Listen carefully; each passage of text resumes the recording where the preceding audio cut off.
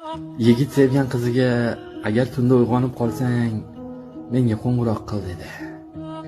Qiz esa xo'p deya kulib qo'ydi. Oradan bir kun o'tib, qiz soat tungi 1da uyg'onib ketdi va yigitiga qo'ng'iroq qildi.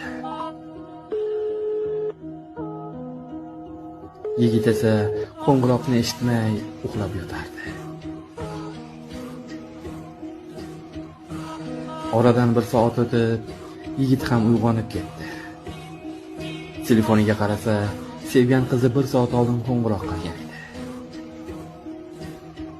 Yigit shoshilib, sevgan qiziga yana qaytadan qo'ng'iroq qildi. Va chaqirayotgan amaliyot boshqa yo'nalishga javob beryapti. Iltimos, aloqada qoling. Nega hamma uxlamadi soat tungi 2? Xayollaring bu oqshomda bilmadim.